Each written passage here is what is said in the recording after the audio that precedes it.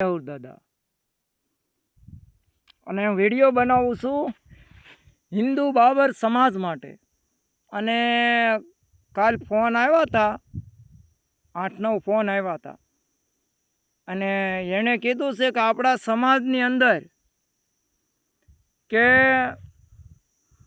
ગુલામી કરે છે બહુ આપણા સમાજમાં। આપણા સમાજને આગળ વધવું હોય તો પહેલાં ગુલામી મુક્ત થવું પડે।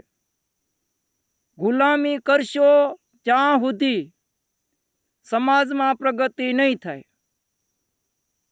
આપણે થોડાક લાલચમાં આવીને કોકને સમાજના ઘરે જઈ અને ઓસરીની કોરે બેહી તો આપણે સમાજમાં સમાજ તો ઊંચો છે, પણ આપણા એવા કામથી કોકની ઓસરીની કોરે બેહો તો તમને નીચી જાતિના સમજે, ગાંડા સમજે।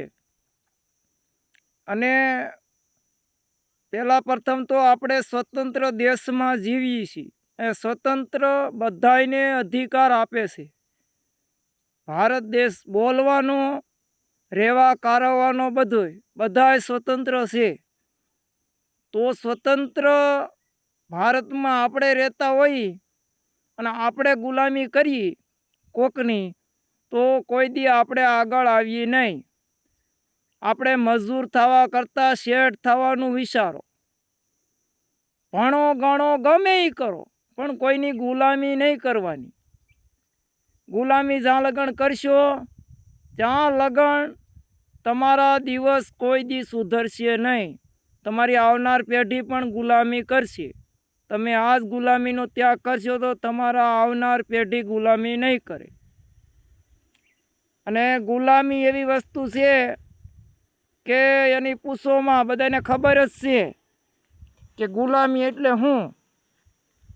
હા, ભણી ગણી લ્યો પછી કોકના હેઠે કામ કરો, નોકર થાવ, એવું ન થવું જોઈએ। ગમે એ ધંધા લાખો છે, 5 રૂપિયા ઓછા ભલે મળે પણ સ્વતંત્ર ધંધો કરો અને સ્વતંત્ર બની જાઓ।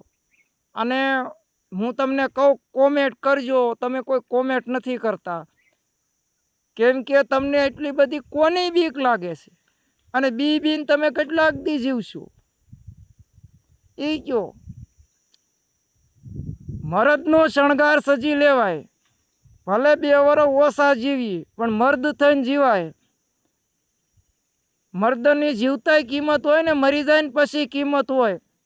અને સમાજની અંદર પહેલાં પ્રથમ વાત એ છે કે નફરત કરવાવાળા આપણને નફરત કરતા હોય, આપણી અરે વેર હોય ને એ મરી ગયા કેળે તો એ આપણી વાહે રોવે છે। જીવતા હોય ને ત્યાં સુધી વડથી જીવી લેવાય। અને તમે બીવો છો કોણથી, શું છે, અને તમારી કોઈ બી સમસ્યા હોય તો સમાજમાં હું જાહેર કરવા માટે તૈયાર છું। પણ મારા વોટ્સઅપ નંબર છે 97 233 74 596। મારું નામ છે ભરત જાદવ અને મારું ગામ છે કમી કેરાળા, તાલુકો ધારી, જિલ્લો અમરેલી। તમે એમાં તમારી સમસ્યા કહો તો સમાજને ખબર પડે કે આપણા સમાજમાં કેવું થાય છે। કોઈ બી સમાજમાં હિન્દુ બાબર સમાજ હોય એને પ્રાર્થના કરું છું કે તમે ગુલામીનો ત્યાગ કરી દો। જય માતાજી, જય મેહુર દાદા।